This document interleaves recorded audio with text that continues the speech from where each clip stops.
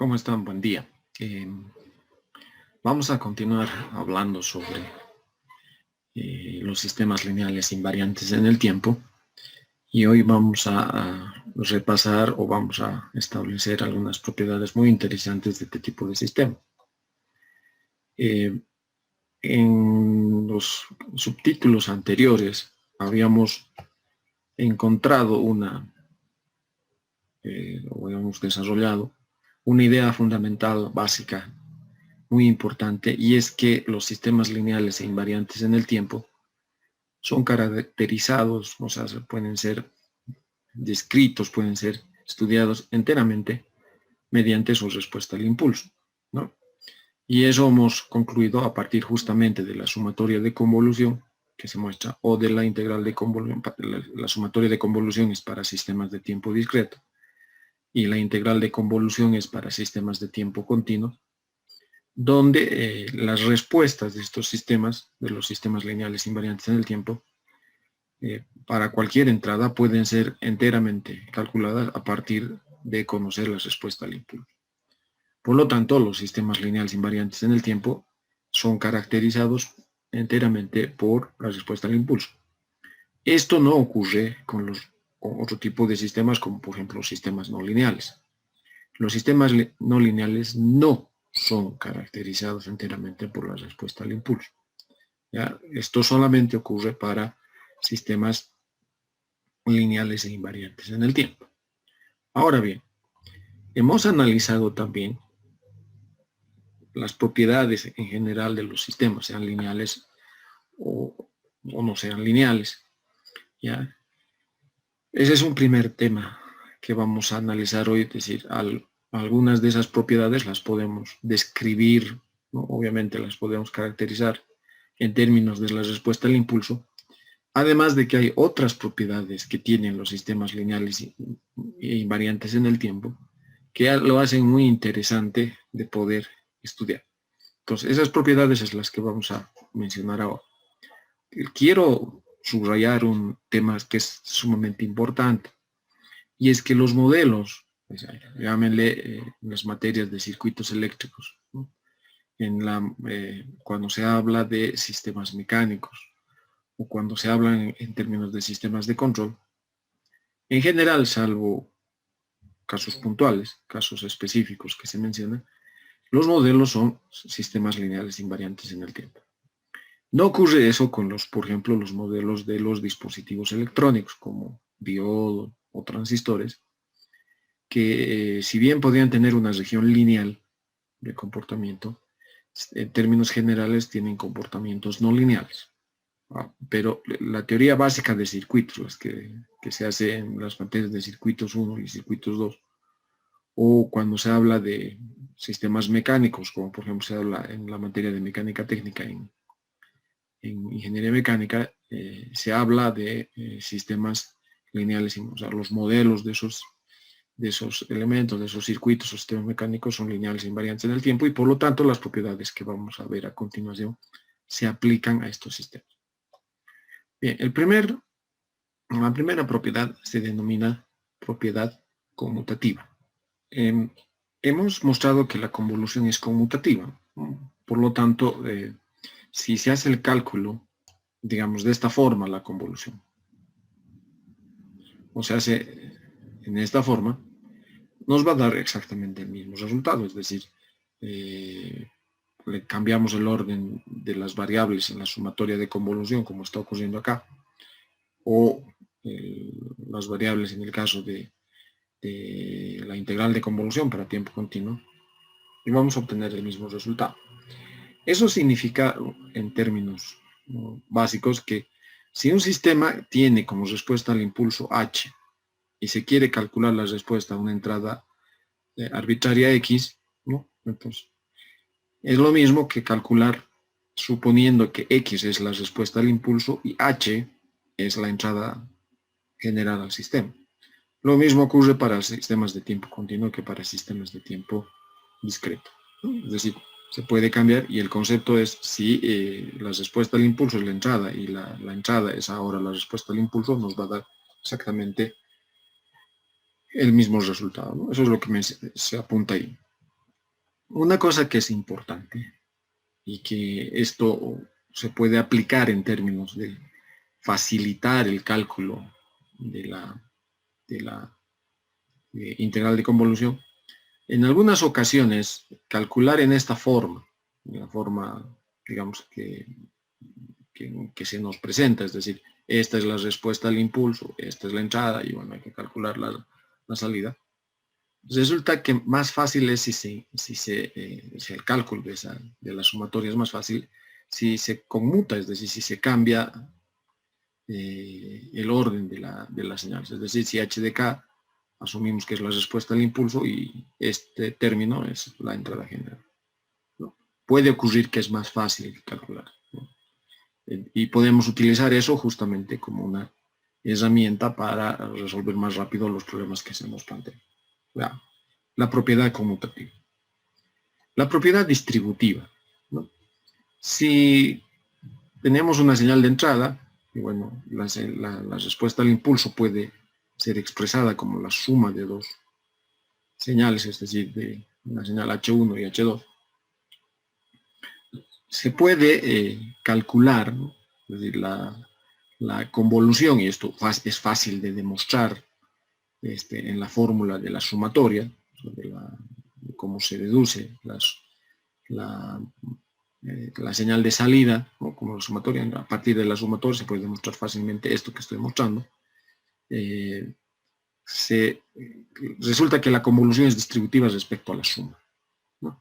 Eso quiere decir que se puede calcular, en vez de calcular inicialmente la suma de estas dos señales, se puede calcular la convolución, ¿no?, de la señal de entrada con la primera parte, digamos, de la respuesta al impulso, más la señal de entrada convolucionada con la segunda parte de la respuesta al impulso, ¿no? Lo mismo ocurre para sistemas de tiempo continuo, es decir, para sistemas de tiempo continuo de la misma manera se cumple la distributividad de la convolución respecto a la suma. Esto es muy conveniente porque se puede representar en realidad en este diagrama de bloques. Fíjense, esta es la señal x de t, y e sub 1 será x de t convolucionado con h1 de t, y e sub 2 será x de t convolucionado con h2 de t, y si se suma tenemos la salida y de t, que es la suma de las señales parciales, ¿no?, de las señales respectivas a cada una de las partes de la respuesta al impulso, ¿no?, teniendo como equivalente, ¿no?, esto de acá. Eso significa, ¿no?, en términos generales, esto también ocurre y es útil cuando hacemos representaciones en control o en circuitos eléctricos. Significa que dos bloques en paralelo, porque esto es lo que está siendo conectado en paralelo, no puede ser reemplazado por la suma de las respuestas al impulso de cada uno de los bloques. Eso es lo que está mostrando acá, es decir, este bloque que está viniendo justamente de la aplicación de la propiedad distributiva de la convolución puede ser reemplazado mediante un bloque, ¿no?, donde los bloques en paralelo en realidad se obtiene mediante la suma de las respuestas al impulso. ¿Ya? Una consecuencia de la propiedad conmutativa, incluida la propiedad distributiva, es que como se puede cambiar la respuesta al impulso versus la señal de entrada, eso significa que la suma, si tenemos en realidad dos señales de entrada, o una señal de entrada que se puede descomponer en dos partes, y se convoluciona con esta respuesta al impulso, se puede hacer, digamos, el cálculo inicial de la primera señal de entrada con la respuesta al impulso, la convolución, y la convolución de la segunda parte de la señal de entrada con la respuesta al impulso. Esto también es conveniente, ¿no?, la aplicación, cuando las entradas, digamos, son una suma de señales que son, digamos, un poquito complicadas y se considera la señal completa, ¿no? Pues si se separa por partes, el cálculo es más fácil y por lo tanto podemos aplicar justamente esa propiedad para hallar la solución. Lo mismo se cumple para sistemas de tiempo continuo, como estamos mostrando acá. Es decir, ¿se acuerdan que la propiedad conmutativa en realidad dice si HDN es la entrada y la respuesta al impulso es esto de acá? Entonces, aplicando la propiedad distributiva, se cumple esto. ¿Ya? Un ejemplo que yo les voy a dejar para que ustedes resuelvan es xdn, o sea, la señal de entrada tiene estas dos partes, y la respuesta al impulso es un escalón unitario. ¿Cuánto vale la convolución de xdn con hdn? Obviamente se va a calcular, ¿no? Si se calcula primero la convolución de esta señal, ¿no? De un medio a la n multiplicado por el escalón con el escalón, ¿no? O sea, más la convolución de esta segunda parte, ¿no? con el escalón. Este es solamente un repaso de lo que hicimos anteriormente respecto a la convolución de tiempos discretos, ¿no? Propiedad distributiva. Si suman la respuesta de estos dos señales que están acá, van a obtener en este gráfico. La propiedad asociativa. Resulta que si tenemos que convolucionar una señal, ¿no? Cuya salida con la respuesta al impulso en realidad es la convolución de otras dos señales. Esta es la respuesta al impulso. Entonces, podemos invertir el orden en el cual se hace la convolución, es decir, en vez de convolucionar las dos señales que son parte de la respuesta al impulso, lo que podemos hacer es primero convolucionar la primera señal con la señal de entrada y luego esa convolucionarla con H2. Esa es la propiedad asociativa, ¿no? En otras palabras, esto también se cumple para tiempo continuo, en otras palabras, el orden en la convolución de las señales no representa, no hay ninguna dificultad, es decir, no representa un error. Se podría, por ejemplo, convolucionar primero x de n con h2 de n y luego ese resultado convolucionar con h1 de n, o sea, el orden no importa. Es debido precisamente a la propiedad asociativa, es decir, en el orden en el cual convolucionemos realmente no es importante. Por lo tanto, no representa ambigüedad representar esto de varias convoluciones en esta forma, ¿no? Es evidente que si vamos a calcular esto, primero tendríamos que calcular la convolución de x n con h1 de n y ese resultado recién con h2, como está acá. O primero calcular la convolución de h1 y h2 y el resultado convolucionar con x. O primero convolucionar x con h2 y ese resultado recién convolucionar con h1. El orden, depende de que se convolucione, va a depender normalmente de la dificultad que se tiene de calcular cada una de las convoluciones. Sin embargo, esto no es ambiguo.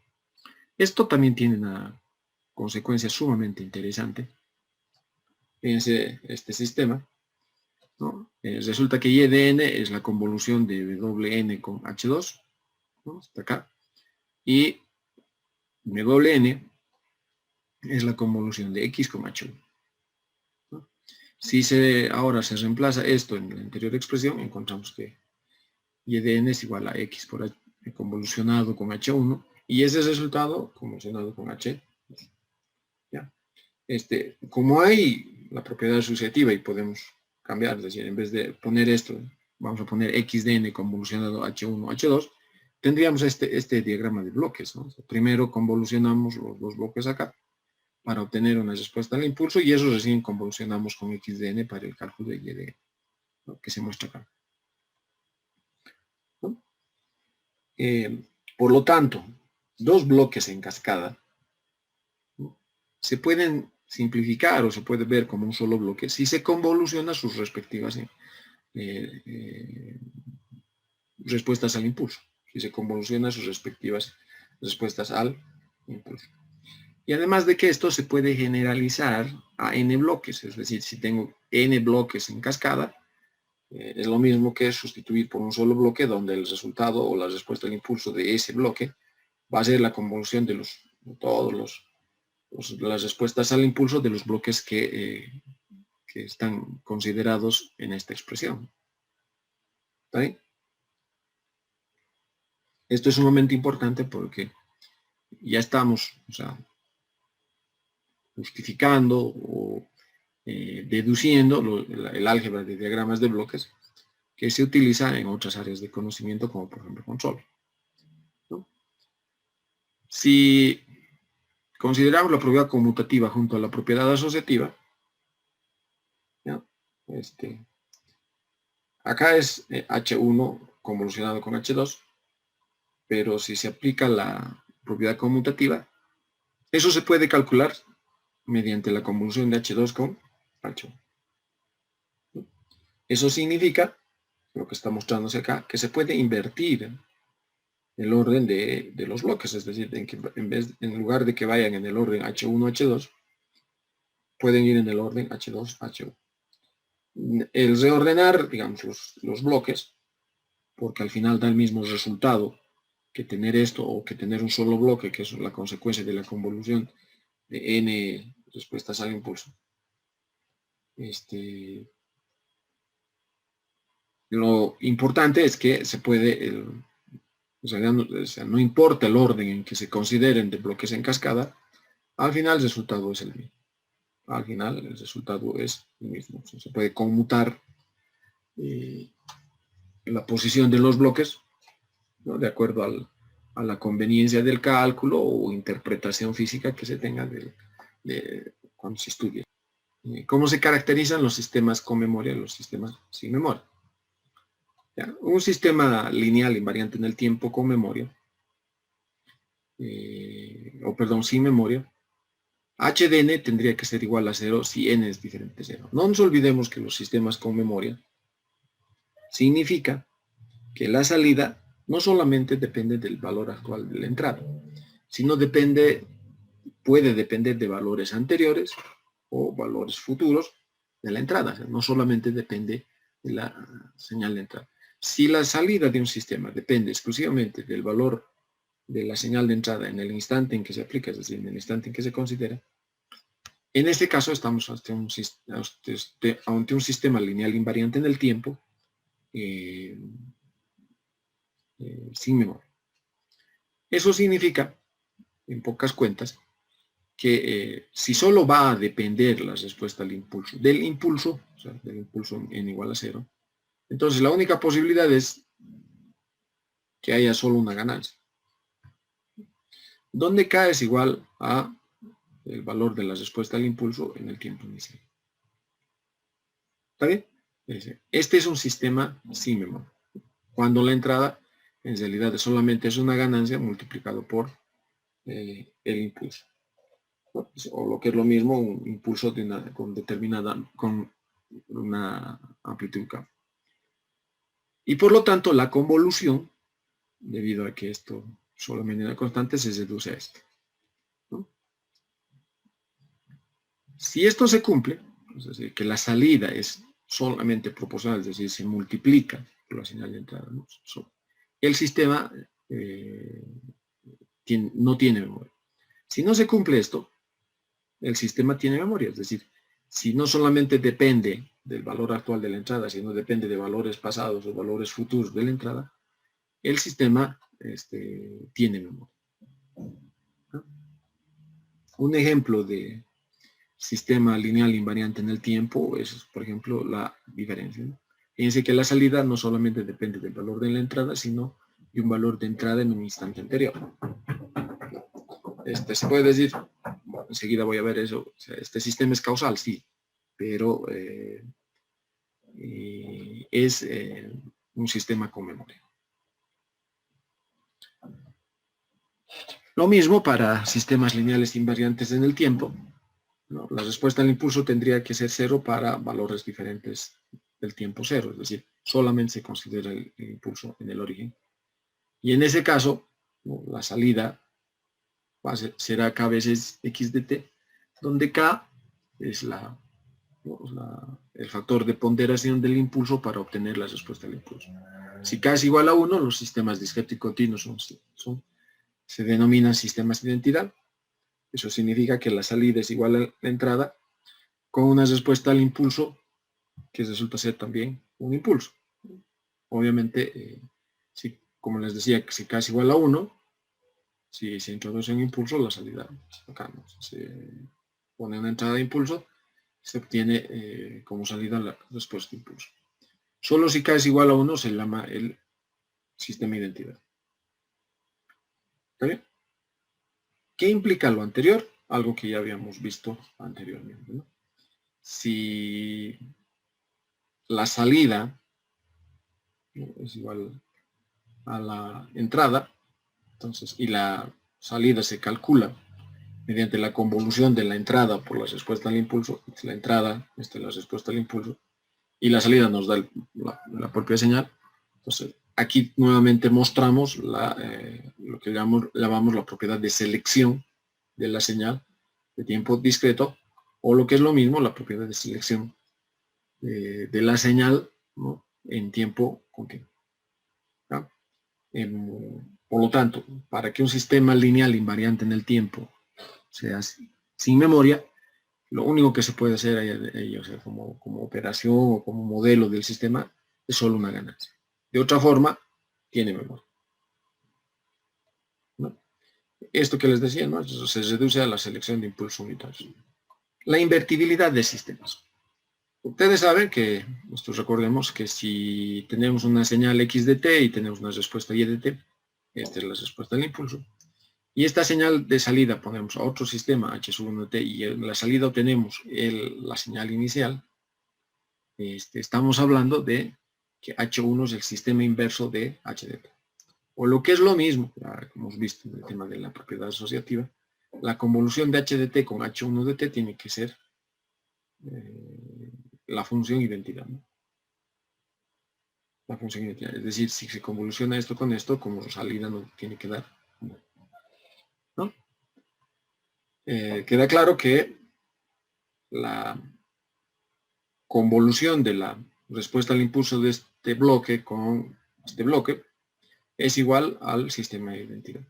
H de t, convolucionado de H1 de t, es el impulso. Esto lo mismo se cumple para sistemas de tiempo discreto. Veamos un ejemplo. Este es un sistema que le llamaríamos un sistema con retardo, pero en realidad, dependiendo del valor de t sub 0, si t sub 0 es positivo, evidentemente la versión de salida es una versión retrasada de la señal de ingreso, pero si t sub 0 es menor a 0, la salida es una versión adelantada, ¿no?, de la señal de entrada. La respuesta al impulso es, bueno, si esta es la entrada y esta es la respuesta, si aquí se pone el impulso, aquí vamos a obtener h de t, ¿no? H de t es el impulso retardado. ¿Ok? Luego, ¿no?, si la salida es x en t menos t sub 0, la entrada x de t, se tiene que convolucionar por la respuesta al impulso, que es el impulso retardado. Lo cual es evidente que se cumpla, que la convolución con la señal de retardo nos va a dar como salida la señal retardada respecto a la señal de entrada. Entonces, resulta que si queremos tener, ¿no?, o sea, supongamos que t sub 0 es mayor a 0, esta es la versión retrasada. Lo que tenemos que hacer es, para calcular el sistema inverso, hallar la respuesta H1, que es la versión adelantada, ¿no?, de la señal impulso. Si se convoluciona h de t con h1 de t, ¿no?, o sea, evidente que este es lo voy a marcar, este es la respuesta al impulso del sistema inverso, ¿no?, y es fácil ver que si se convoluciona h1 de t con h de t, ¿no?, encontramos que la salida es la señal identidad. Por lo tanto, el inverso de este sistema, que lo único que hace es retrasar las señales, es otro sistema que lo que hace retrasa el primer sistema, el segundo sistema lo adelanta. Veamos el ejemplo 2. Ahora la respuesta al impulso es un escalón y se nos pide encontrar el sistema inverso. Considerando el sistema cuya respuesta al impulso es un escalón, ya conocemos que este sistema en realidad es un acumulador, ¿no? Es un acumulador, pero veamos. Si esta es la respuesta al impulso, la salida, calculada mediante la sumatoria de convolución, estará dada por esta expresión, ¿no? Esta es la señal de entrada y esta es la respuesta al impulso, ¿no? Hay que convolucionar esto, ¿no? Y la convolución va desde k menos infinito hasta infinito. Pero como la respuesta o sea, el escalón se hace 0 para valores de k mayores a n, entonces no es necesario hacer la sumatoria hasta el infinito, sino solamente hasta el valor de n, porque para valores superiores, ¿no?, cuando k es mayor a n, resulta que esto es 0. Ahora, hasta aquí, hasta este valor, esta señal escalón vale 1. Pues no es necesario anotar. Y bueno, esta fórmula, esta expresión, o sea, puede ser puesta de acá. Puede ser escrita de esta manera, ¿no? Obviamente este es el acumulador. Ahora, que está yendo hasta n, ¿no? Esto puede ser separado, llamemos así. Si la sumatoria va desde menos infinito hasta n-1 más el último término que es en xn. Esto de acá resulta ser esta salida y de n, pero evaluado y hasta n-1, es decir, esta sumatoria que va desde menos infinito hasta n-1 es y n-1 más x de n. Y resulta que x de n, o sea, despejando de acá, es igual a y de n menos este término, ¿no? Y fíjense que esta es la primera diferencia, ¿no? Fíjense que la señal de entrada es la primera diferencia de la señal de salida. Es decir, hemos encontrado el sistema inverso. Del acumulador, su sistema inverso es la primera diferencia. ¿Está bien? Ahora, eso significa, ¿no?, este es el sistema inverso, que y obviamente si este es el sistema inverso, su respuesta al impulso es, en vez de poner la señal X, ponemos el impulso, la respuesta al impulso del sistema inverso será la diferencia de estos dos impulsos, ¿no?, en n y en n-1. Ahora, para comprobar que efectivamente, ¿no?, este sistema, cuya respuesta al impulso es el escalón, y aquí el sistema inverso es la respuesta al impulso, la diferencia de estos dos términos. O sea, si es el sistema inverso, la convolución de Hn con H1 de n tendría que ser el impulso, es decir, tendríamos que obtener el sistema identidad, ¿de acuerdo? Entonces, convolucionemos H de n con H1. H de n es el escalón, H1 es esta diferencia de impulsos que está acá, y esto es por la propiedad distributiva, U de n convolucionado con el impulso, y el segundo es el U de n convolucionado con este impulso desplazado. ¿Está bien? Ahora, esto de acá, ¿no?, la convolución con el impulso es la propia señal, y la convolución con el impulso retardado es la señal retardada, es decir, es igual a U de n menos UN-1. Esta diferencia conocemos, es igual al impulso. Por lo tanto, la convolución de H con H1 es igual al impulso. Y hemos demostrado, lo voy a encuadrar, que esta respuesta al impulso, es decir, el sistema caracterizado por esta respuesta al impulso, es el inverso de del sistema cuya respuesta al impulso es el escalón. Un tema importante es que el sistema inverso, ¿no?, de un sistema lineal invariante en el tiempo es también un sistema lineal invariante en el tiempo. Fácilmente se puede demostrar, este es un sistema lineal invariante en el tiempo cuando la respuesta al impulso es un escalón, y esta es la respuesta al impulso, ¿no? Esta respuesta al impulso corresponde también a un sistema lineal invariante en el tiempo. Es decir, el sistema inverso es también un sistema lineal tiempo invariante, ¿no? Importante de resaltar ese tema. Hablemos de la causalidad. ¿Se acuerdan? Un sistema es causal si la salida no depende de valores anteriores de la entrada, ¿no? Hasta el momento en que aparece la entrada, hasta ese momento la salida es 0, y a partir de que aparece la entrada, la salida, bueno, empieza a cambiar con valores diferentes de 0. Eso significa que y de n, la salida no debe depender de valores anteriores o de valores pasados, ¿no? Eso es en términos generales. En términos de sistemas lineales invariantes en el tiempo, implica que la respuesta al impulso, ¿no? Los coeficientes de la respuesta que multiplican a la señal para k mayor a n, ¿no? Cuando este argumento empieza a ser negativo, debe ser 0. Porque si no, empezaría a depender del valor de la respuesta al impulso anterior a que aparezca el impulso. Y eso no es correcto. Eso es un sistema que no es causal. Entonces, la respuesta de un sistema lineal invariante en el tiempo satisface que la respuesta al impulso es igual a 0 para valores menores a 0. Porque esta es la respuesta al impulso. No se olviden que esta es la respuesta al impulso cuando el impulso aparece en n igual a 0, en el tiempo inicial. Entonces, la respuesta al impulso, 0 para valores de n negativo, es lo que satisface, o sea, lo que tiene que cumplirse para que un sistema lineal invariante en el tiempo sea causal, ¿no?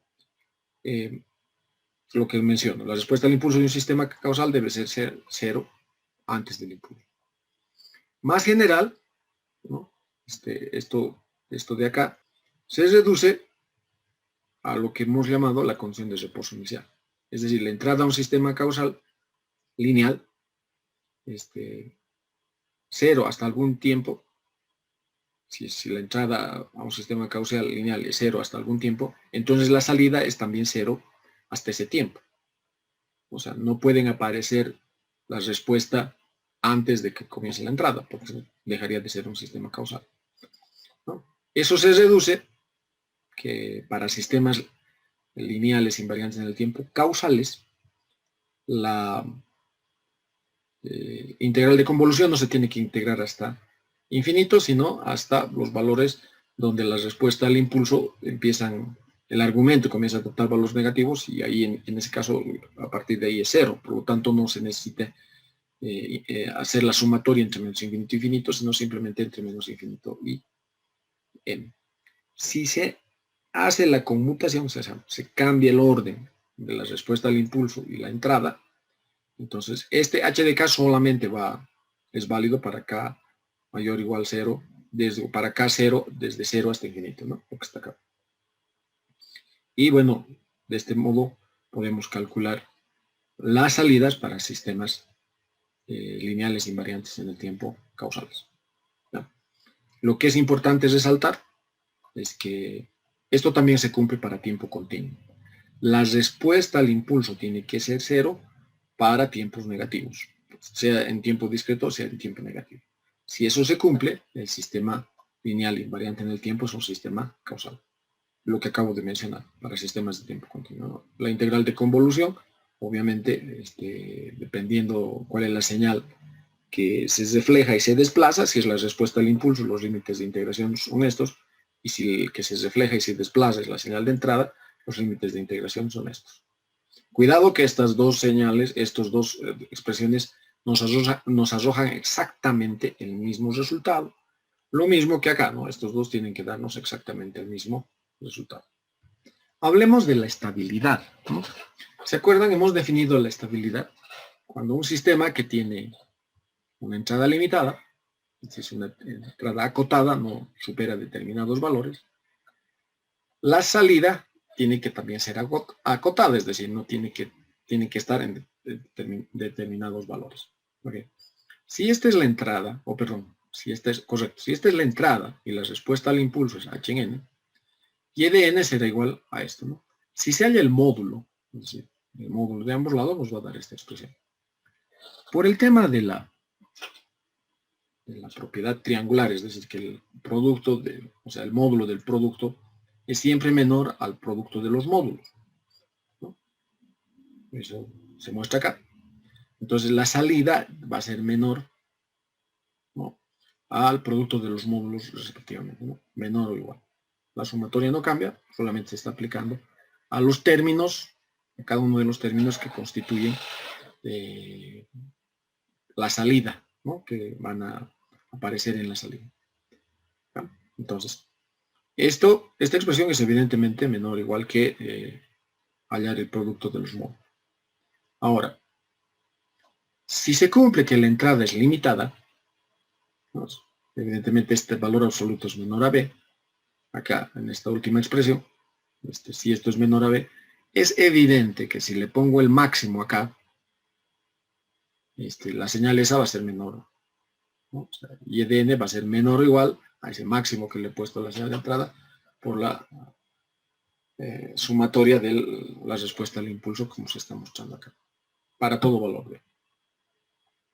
Eso significa que si este valor, ¿no? O sea, fíjense, esta desigualdad, este valor no va a adoptar valores infinitos, B es un valor finito, siempre que esto de aquí, esta sumatoria, tenga valores finitos, ¿no? Esté acotada, es decir, tenga un valor máximo y un valor mínimo, a partir del cual no sube ni baja. Entonces, esta respuesta al impulso, para que el sistema estable, se dice que es absolutamente sumable si esta expresión es menor a infinito, ¿no? O sea, si nos da un valor finito. Y por lo tanto, una condición necesaria y suficiente, ¿no? Para que un sistema lineal invariante en el tiempo sea estable, es que su respuesta al impulso correcto sea absolutamente sumable, ¿no? Lo mismo ocurre para sistemas lineales invariantes, correcto, para sistemas continuos lineales invariantes en el tiempo. Si la entrada está acotada, eso significa que la salida, que está dada por esta expresión, ¿no? Si está acotado, es evidente que esto va a ser menor o igual que el producto de los módulos de las señales. X de t se les reemplaza por el máximo, no puede haber valores más grandes que eso, ¿no? Esto va a ser menor o igual a esta expresión. Esto de aquí significa que la respuesta al impulso es absolutamente integrable. Eso significa que esta integral tiene que ser finita, ¿no? No tiene que tener valores grandes. En ese caso, el sistema es estable. Veamos. Para el retardo, ¿no? La señal, fíjense, es simplemente un retardo puro, que es por si acaso, este sistema con retardo es, o sea, el sistema que es un retardo, que es un retardo puro, no tiene ninguna otra operación, es un sistema lineal invariante en el tiempo. Lo que queremos ver es estable, o sea, por un tema intuitivo, o sea, obvio, si esto no sube en forma indefinida, es obvio que el sistema sea estable. Pero bueno, demostremos eso, ¿no? La señal HDN tiene que ser absolutamente sumable, es decir, entre menos infinito e infinito se tiene que calcular la suma de esto, ¿no? Del módulo de esta señal. Ahora, resulta que esta respuesta al impulso es el impulso desplazado, ¿no es cierto? Es el impulso retardado, ¿no? Se está mostrando acá.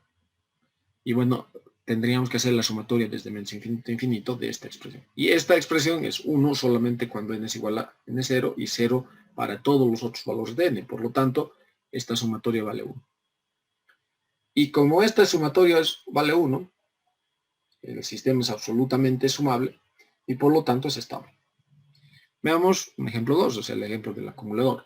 De hecho, ya hemos hablado anteriormente y de manera intuitiva es evidente que este sistema es inestable porque ante un impulso, que es un elemento que aparece en n igual 0 y que tiene una amplitud de 1 máximo, se le aplica un sistema, ¿no? Este sistema, como es un acumulador, va a empezar a sumar salidas y obviamente es inestable, ¿no? Pero vean, demostremos. Para que esto sea estable, la respuesta al impulso tiene que ser absolutamente sumable, es decir, cumplir esto, ¿no? Pero HDN es igual al escalón. Por lo tanto, no es necesario, si pongo acá escalón, no es necesario integrar entre n menos infinito a infinito. Simplemente la integral desde 0 hasta infinito. Y si lo que hacemos es sumar todos y cada uno de los términos del escalón, es evidente que esta sumatoria es igual a es infinita.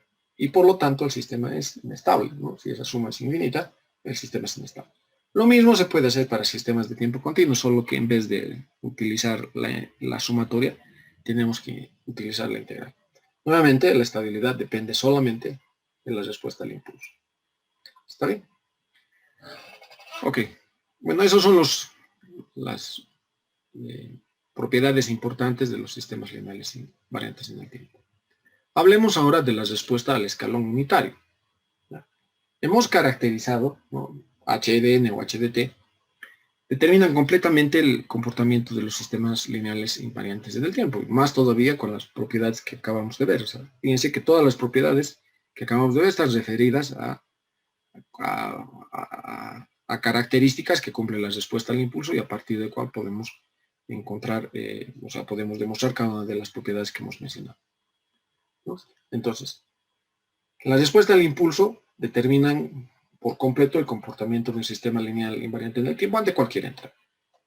Si utilizamos la respuesta al escalón unitario en vez de la respuesta al impulso para describir el comportamiento de un sistema lineal invariante en el tiempo, vamos a denotar esa respuesta al escalón con S sub n o S de t. Fíjense que HDN o HDT es la respuesta al impulso, SN o SDT es la respuesta al escalón, ¿no? Si si la entrada es el escalón, o en tiempo continuo, o en tiempo discreto o en tiempo continuo, la salida será SDN. O lo que es lo mismo, SDN es la convolución, ¿no?, de la entrada por la respuesta al impulso, es obvio, ¿no? La respuesta al escalón hay que hacer la convolución de la entrada, que es el escalón, con la respuesta al impulso, y de ese modo obtenemos la respuesta al escalón, ¿no? Lo mismo ocurre por si acaso con tiempo discreto. Ahora, esto significa que es la respuesta con entrada HDN y respuesta al impulso UD.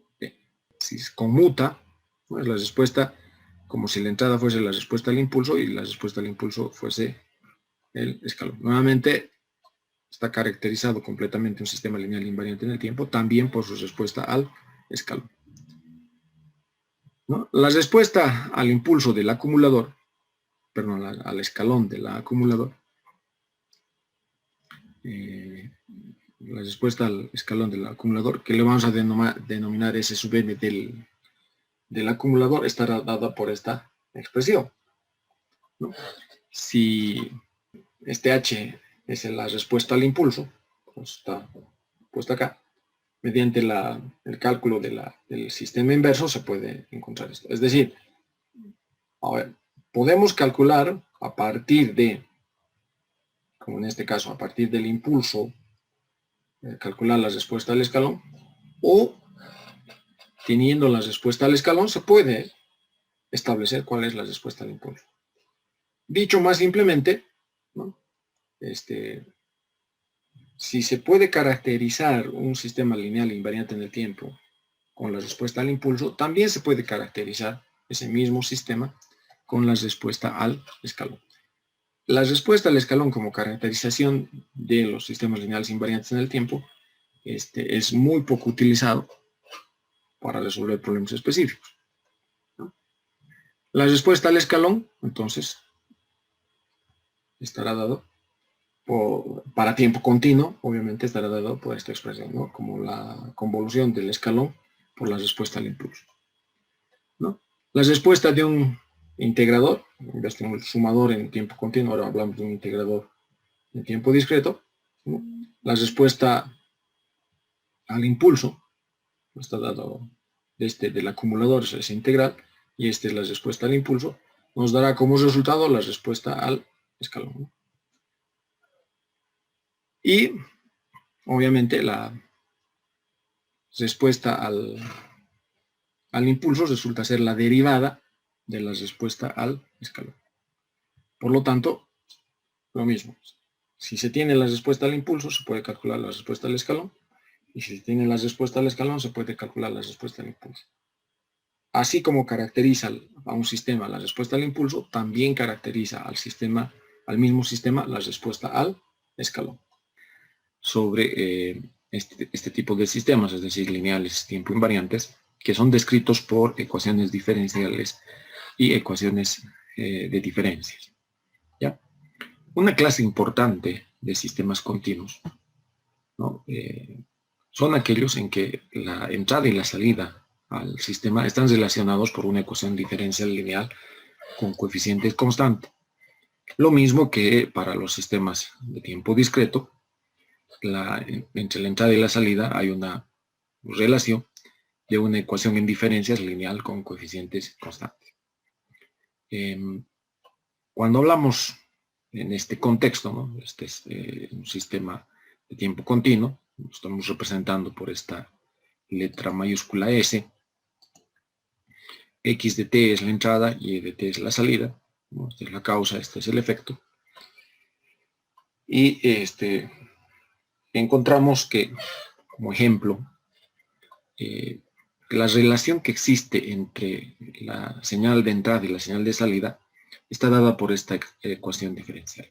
Esta es una ecuación diferencial de primer orden, lineal, con coeficientes constantes. ¿Ya? Esta ecuación diferencial describe el sistema. Esta ecuación diferencial podría, o sea, lo mismo que las ecuaciones diferenciales de orden superior, o sea, este es orden diferente a 1, están basados o están representados por los modelos de los sistemas, ¿no?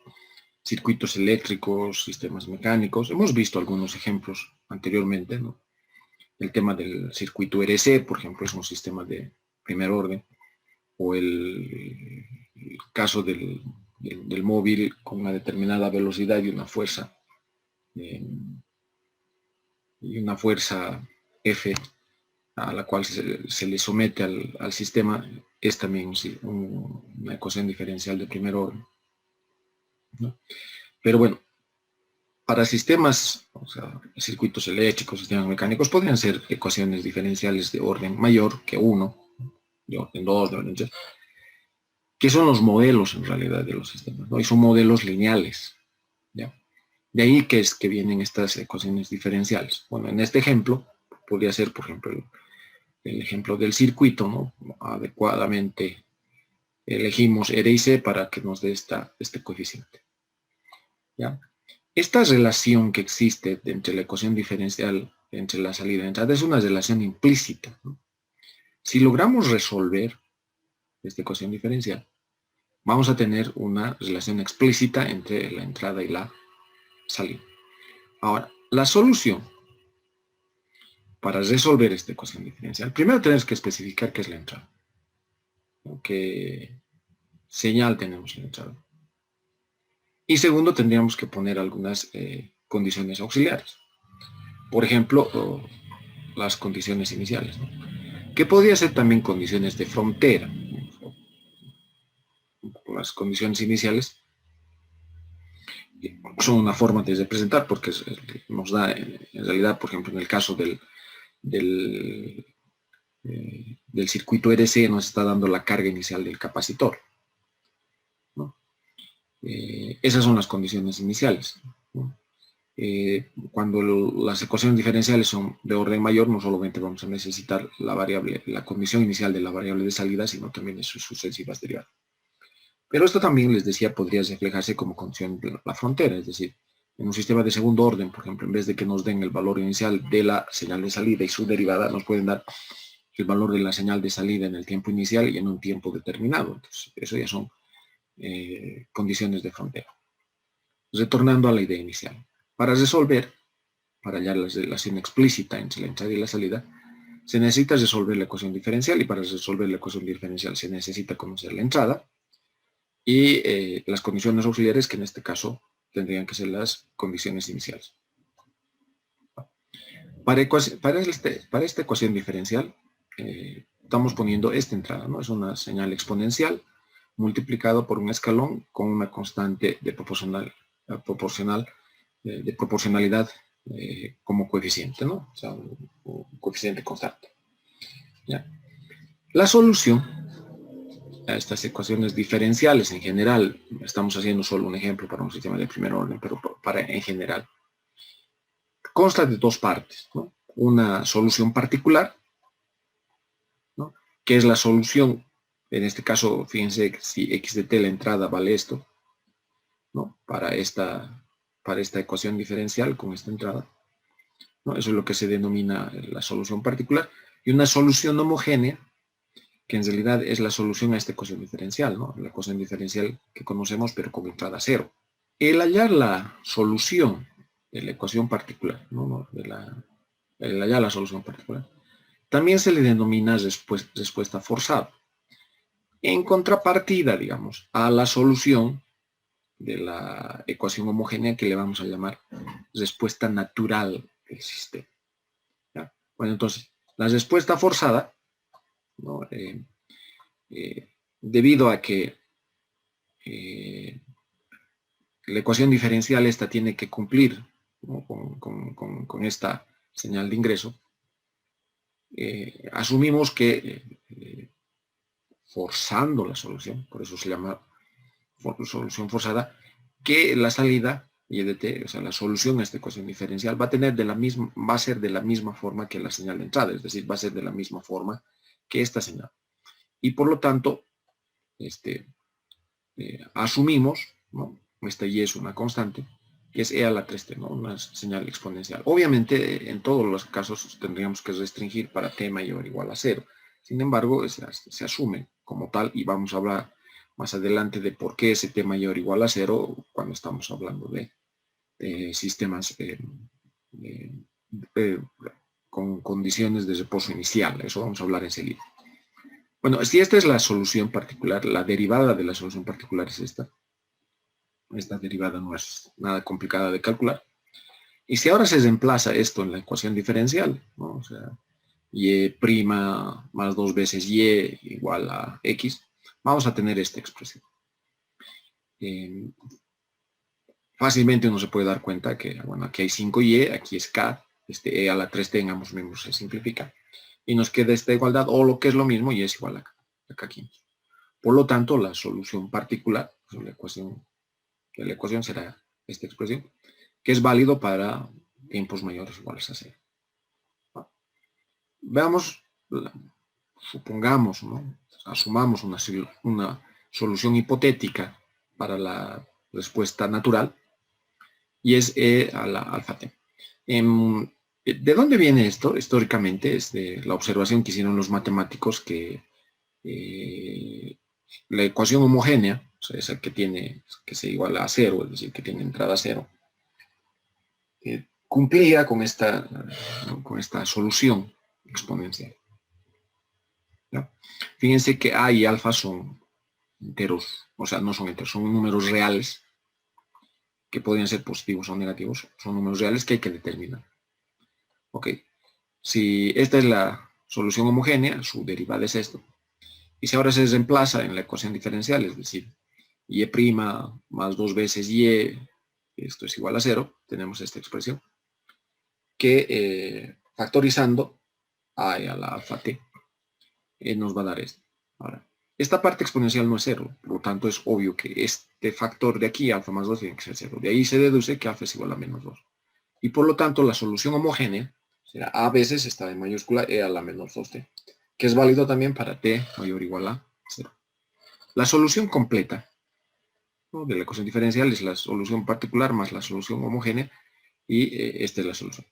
Sin embargo, aquí hay un pequeño detalle. Este k es la de parte, o sea, se determina o está determinado por la señal de entrada. Pero esta a es una constante arbitraria que hemos hablado, que hemos introducido cuando estamos haciendo la solución hipotética, y por lo tanto hay que determinar cuánto vale a, ¿no? El determinar esta constante a es lo que para determinar esa constante a es el que se utilizan las condiciones auxiliares. Es decir, si se asume la solución de la condición de reposo inicial, y igual 0 es igual a 0, por si acaso esto es una consecuencia. A ver, ¿qué es la condición de reposo inicial? Es importante mencionar eso. ¿Qué es la condición de reposo inicial? La condición de reposo inicial significa que si la entrada x de t va a ser 0 a partir de un determinado tiempo inicial t sub 0, la salida va a ser 0 hasta ese instante. Y a partir de que aparezca la entrada, también comienza a aparecer la salida. Es decir, si la entrada es 0, la salida tiene que ser 0. A partir que la entrada sea diferente de 0, la salida tiene que ser diferente de 0. Pero una consecuencia de eso es que si la entrada es 0, la salida es 0, en el momento inicial la salida va a ser igual a 0, o sea, y sub 0 es igual a 0. Por lo tanto, no solamente, o sea, en este caso solo necesitamos y de 0. En caso de que la ecuación diferencial sea de orden 2, 3, no solamente necesitamos la variable, sino también sus sucesivas derivadas en 0. Por lo tanto, la condición de reposo inicial en muchas ocasiones se maneja como sinónimo de que todas las condiciones iniciales son iguales a 0. Como una consecuencia de que si la entrada es 0, la salida tiene que ser 0. A partir de que la entrada sea diferente de 0, vamos a empezar a tener una respuesta del sistema, o sea, una respuesta diferente de 0. ¿No? Y por esa condición de reposo inicial de que si la salida es 0, si la entrada es 0, es que se refleja que las condiciones iniciales, es decir, en el momento en que se está calculando, en este caso t sub 0 es igual a 0, el tiempo inicial, las condiciones iniciales son iguales a 0. ¿No? Por lo tanto, vamos a manejar como sinónimos, o sea, se maneja como sinónimos, que todas las condiciones iniciales sean iguales a 0 con el tema de la condición del reposo inicial. Pero estrictamente hablando son dos cosas diferentes. De hecho, que las condiciones iniciales sean 0 es una consecuencia de la condición de reposo inicial. Es decir, vamos a ajustar o vamos a calcular las constantes de forma que la salida sea diferente de 0 a partir de que la entrada sea diferente de 0. En ese caso, a la solución que tenemos hay que reemplazarle el tiempo inicial 0. Y aquí vamos a encontrar que a partir de eso k quintos es más a es igual a 0. Si de ahí se despeja, a es igual a menos k quinto y por lo tanto la solución completa de la ecuación diferencial de primer orden es esta, que es válido para t mayor o igual a 0. ¿No? Este t mayor o igual a 0, fíjense, es lo mismo que decir la entrada que hemos fijado acá. ¿No? Esta entrada es diferente de 0 a partir del tiempo 0 hacia adelante, por este tema del escalón.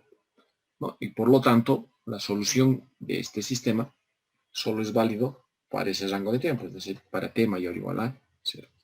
Esto no solamente se cumple para ecuaciones diferenciales de primer orden, como es en el caso que estamos analizando, sino para una ecuación diferencial general de orden n de este tipo. ¿No?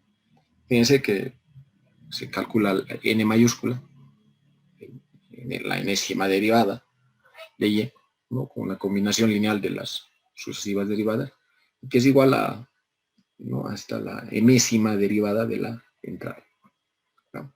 En forma general. Si n es igual a 0, es decir, solamente se considera la señal de salida y no sus derivadas, tenemos una relación explícita de la salida respecto de la entrada y sus derivadas, ¿no? Es una función explícita de x de t y sus derivadas. Y por lo tanto, no es necesario ya para determinar y de t las condiciones, condiciones auxiliares, que pueden ser las condiciones iniciales o condiciones de frontera. Porque directamente, calculando la derivada, o sea, considerando la señal de entrada y sus derivadas, podemos determinar la señal de salida en forma explícita. ¿No? Si n es mayor o igual a 1, entonces la salida, o sea, la ecuación diferencial toma la forma implícita y por lo tanto hay que calcular la solución homogénea, que es lo que le hemos llamado la respuesta natural, y que si se aplica la condición de reposo inicial, vamos a encontrar que la señal en t sub 0, así como sus sucesivas derivadas hasta el orden n-1, es igual a 0 en ese instante. Como les vuelvo a decir, esto es consecuencia de la condición de reposo inicial. T0 no necesariamente 0, y si decimos que la salida es 0, mientras la entrada es 0, y a partir que la entrada cambia, la salida también va a cambiar, es decir, a partir de que la entrada deja de ser 0 para dotar valores, lo mismo va a ocurrir con la salida. Eso es la condición de reposo inicial. Fíjense primero que como consecuencia vamos a tener que las condiciones iniciales son 0. Y segundo, estamos hablando evidentemente de un sistema lineal invariante en el tiempo causal, ¿no? O sea, no hay respuesta antes de que aparezca la entrada. Cuando se plantea esta ecuación diferencial, puede ser de orden 2, de orden 3, igual se tiene que plantear la condición particular y la solución particular y la solución homogénea. O sea, la forma de la solución homogénea es la forma exponencial. Y resulta que en realidad se arma como una especie de polinomio en un operador de mayúscula, eso ustedes han visto en la materia de ecuaciones diferenciales, y hay que calcular las raíces de ese polinomio. Ahora, las raíces de ese polinomio pueden ser reales, iguales, reales, diferentes, o complejos conjugados, ¿no? Que vengan pares complejos conjugados, simples o repetidos también, ¿no? O sea, múltiples. En caso de un orden mayor que 1, por ejemplo, en caso de orden 2, la solución nos va a dar dos soluciones, ¿no? Esto de acá. Aquí en vez de alfa igual a menos 2, o sea, nos va a dar dos valores de alfa diferentes que verifican la igualdad, ¿no? ¿Qué pasa, pero si este coeficiente de acá puede ser de orden mayor a 2, tiene pares complejos conjugados? No hay problema, el trabajo es exactamente el mismo, solo que al terminar, o sea, al finalizar el proceso, se hace desaparecer esos exponenciales complejos, ¿no? O sea, no importa que sean números complejos, se trabaja exactamente igual. En la contraparte de tiempo discreto, tenemos esta ecuación en diferencias, ¿no? La enésima valor, hasta un valor de la señal de salida n mayúscula, ¿no? En los retardos vamos a tener como parte de la ecuación en diferencias multiplicado por a sub k. Y bueno, esto que es la parte de la entrada, ¿no? Exactamente igual, ¿no? Para términos desde k igual 0 hasta en m, que son señales desplazadas. Entonces, para esta ecuación en diferencias, lo mismo que en el caso de tiempo continuo, vamos a ver una solución particular y va a ver una solución homogénea. La solución homogénea es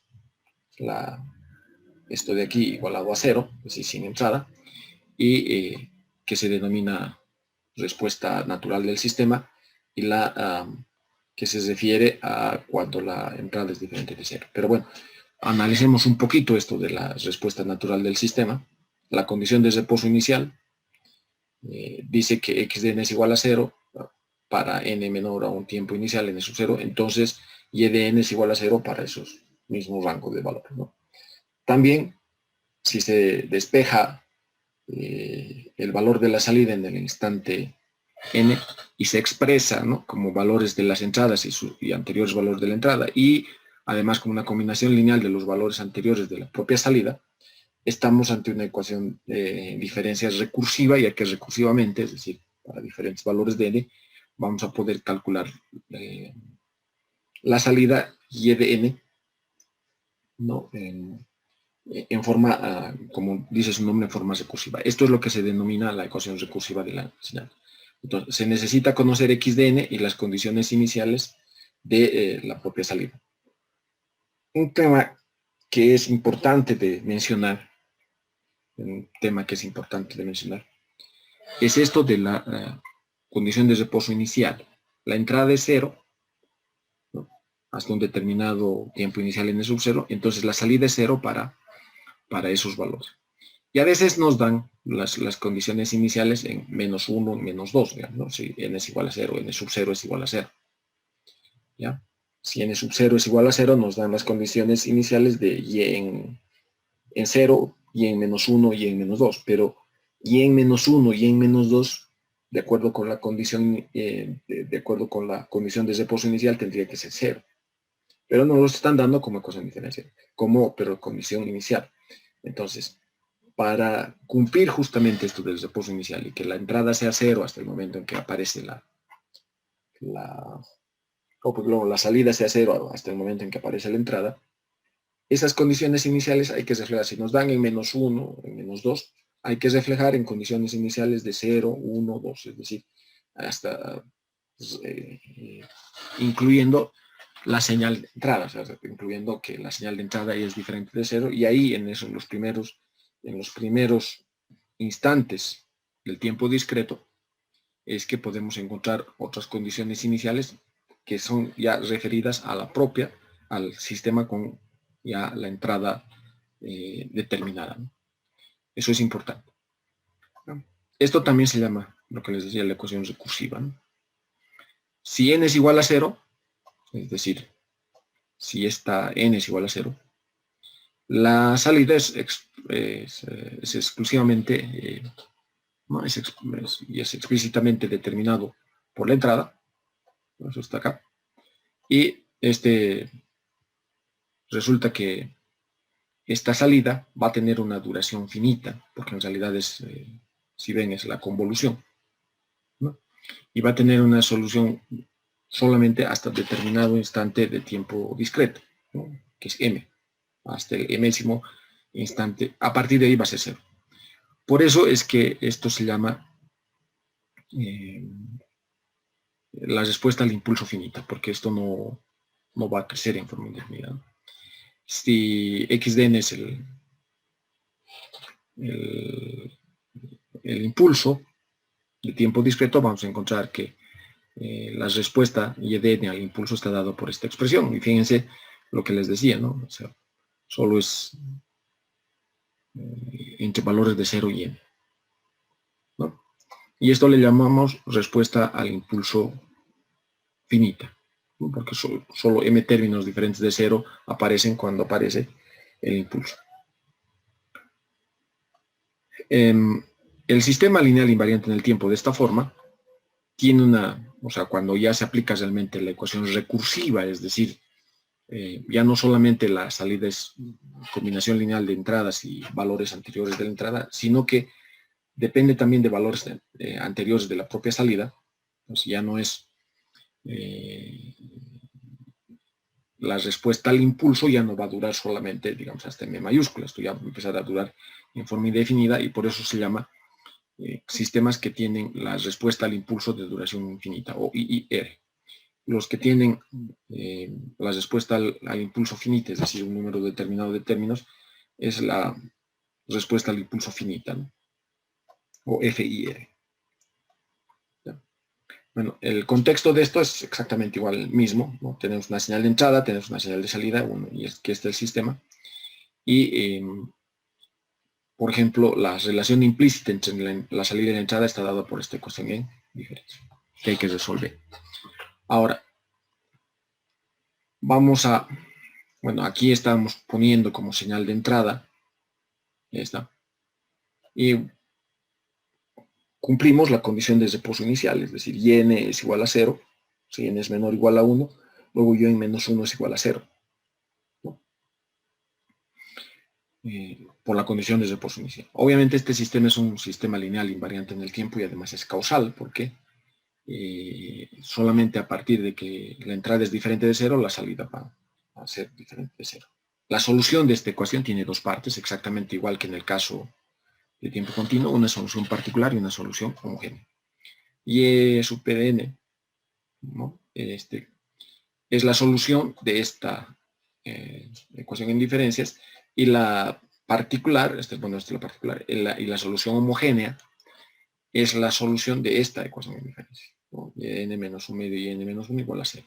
El cálculo de la solución particular, exactamente lo mismo que en el caso de tiempo continuo. Esto es una respuesta forzada, porque tiene una señal de entrada, y podemos asumir que tiene la misma forma de la señal de entrada. La particular es igual a y veces un cuarto a la n. Si ahora se reemplaza esto en la ecuación en diferencias, vamos a tener esto, ¿no? Y en p de n menos y en p n menos 1, ¿no? ¿Se acuerdan? Esto es p menos 1. Y esto es igual a k veces un cuarto a la n, que es la señal de entrada, ¿no? Si se hace operaciones, vamos a tener esto, pero resulta que menos cuarto a la menos 1 es 4 sobre 2, esto es igual a 2, y por lo tanto tenemos que y menos 2 veces y es igual a k. De ahí se puede deducir que y es igual a menos k.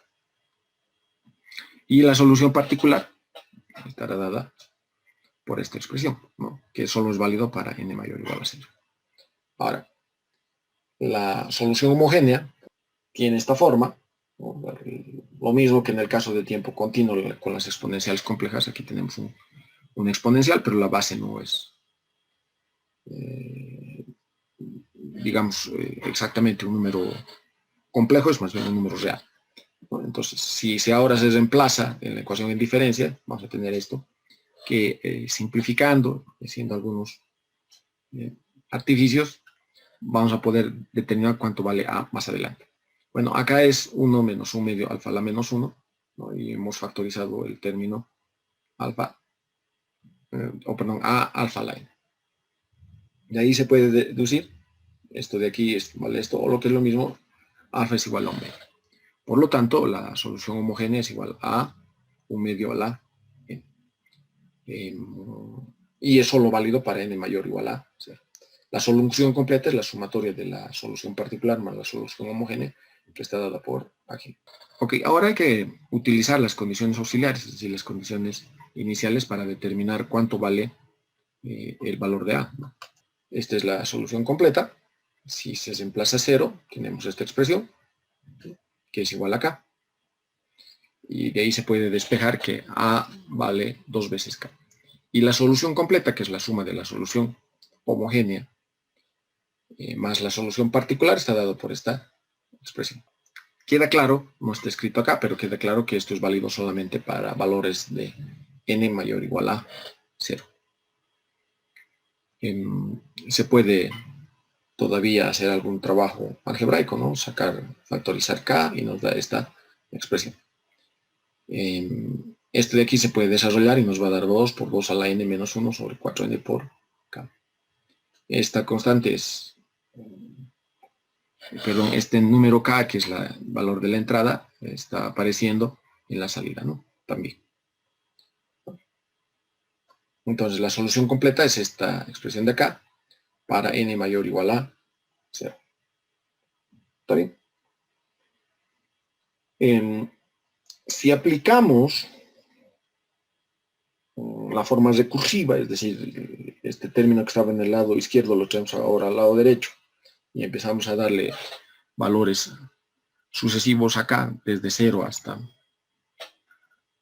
el valor que necesitemos, encontramos que y en 0 vale esto, que es igual a k, y en 1, fíjense, estamos aplicando forma recursiva, es k un cuarto a la 1, más 1 medio y n menos 1. Entonces, si n es igual a 1, n menos 1 es 0, que está viniendo de acá, y es 1 medio y es un 0, ¿no? 1 medio de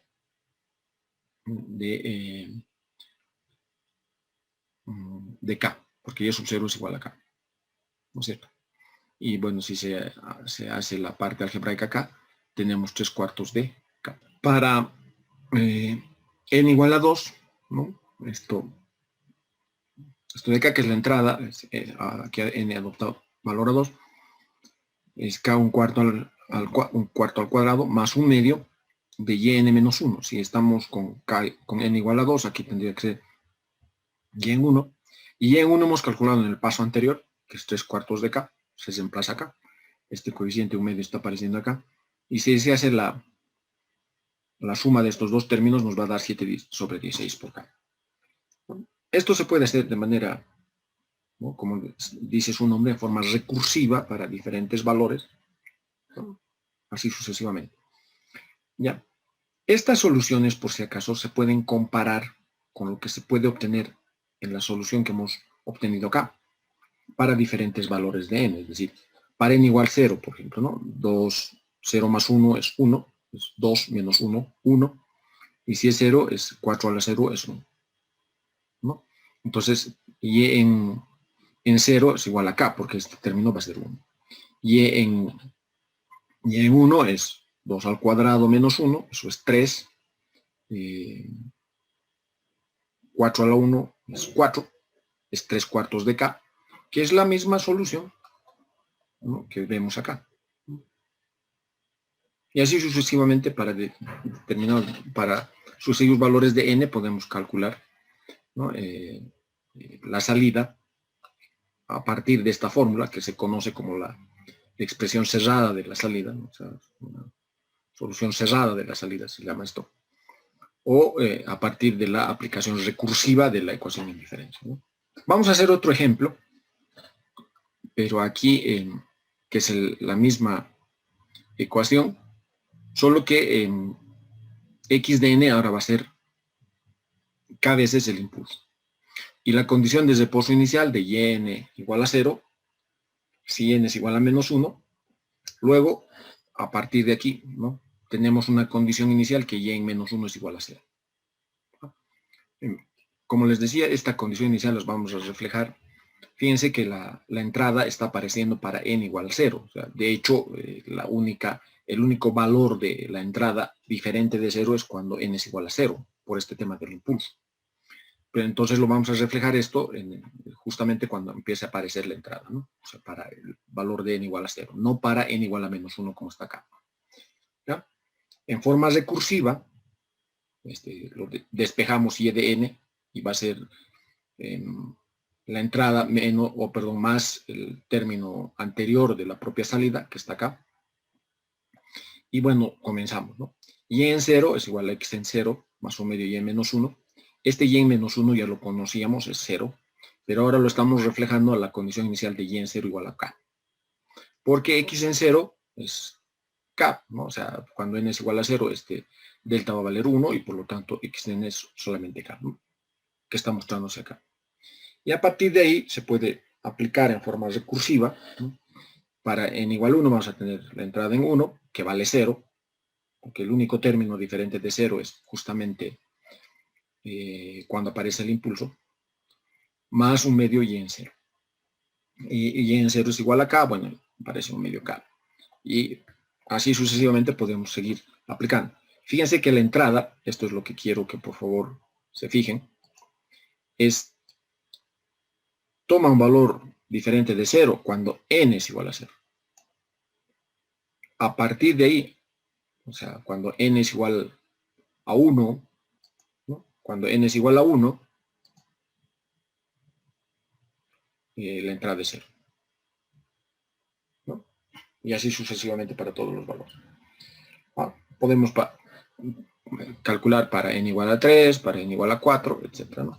Y así sucesivamente. De aquí fácilmente uno se puede dar cuenta, o sea, por simple inspección, ¿no? O sea, fíjense, para 0 es k, para 1 es un medio k, para 2 es un cuarto k, para 3 es un octavo k, para 4 es un 16k, etc. Podemos encontrar que la salida cumple esta solución para n mayor o igual a 0. ¿No? Por simple inspección a partir de la ecuación en diferencia. Esto mismo vamos a deducir, digamos, a partir de calcular la solución particular y la solución homogénea. Si k es igual a 1, en esta expresión, si k es igual a 1 acá, ¿no?, tenemos que la entrada es el impulso. Y por lo tanto, la respuesta al impulso es esto de acá. Bueno, fíjense que este sistema tiene una respuesta al impulso que va a durar indefinidamente, ¿no?, porque aunque muy pequeño para n muy grande, 1 medio a la n es un valor diferente de 0. Por lo tanto, este sistema era lógico de esperarse porque depende de valores anteriores de la propia salida. Es un sistema de respuesta al impulso infinita, ¿no? Es un sistema IR. Ok. La solución es la solución particular más la solución homogénea, ¿no? La solución es particular, la solución de la ecuación de indiferencias igualada a la entrada, y la solución homogénea es, bueno, la ecuación de indiferencias igualada a 0. ¿Está bien? Lo que les decía en el tema del cálculo de la solución particular, YP, vamos a llamar, o sea, tiene que ser de la misma forma, ¿se acuerdan? Que la entrada. Vamos a poner Y si n es igual a 0, o lo que es lo mismo, Y por el impulso, y 0 si n es mayor o igual a 1, ¿no? Esto es lo mismo que decir Y, la solución particular es Y, esta Y mayúscula multiplicado por el impulso, ¿no?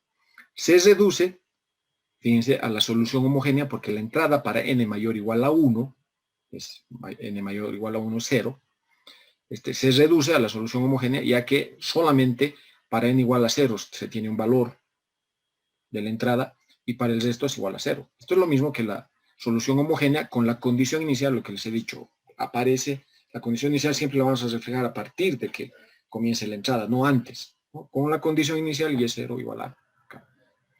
Entonces, la solución homogénea es de esta forma, ¿no? Aparece este término medio debido a la forma en cómo estamos planteando la ecuación en diferencia, es decir, el problema. Asumimos una solución hipotética, ¿no? Que es esta, y a partir de ahí calculamos la solución, ¿no? Y de n es esto, y en n es esto, y en 0 estará dado por esta expresión, ¿no? Y bueno, a partir de aquí podemos encontrar que A es igual a K, y por lo tanto la solución, ¿no? Que es la solución homogénea, que es la solución completa, porque es la solución particular, se reduce también a la solución homogénea, está dada por esta expresión. Que es lo mismo que hemos deducido a partir de, por simple expresión, cuando estamos haciendo la forma recursiva. Se puede resolver estas ecuaciones en diferencia, lo mismo que ecuaciones diferenciales con coeficientes constantes, ecuaciones en diferencias con coeficientes constantes, para ecuaciones diferentes de orden 1. En el hiking, en el libro de hiking, ustedes tienen varios ejemplos y varios ejercicios además que les pueden ustedes resolver para practicar la solución de estas ecuaciones diferenciales y estas ecuaciones en diferencia.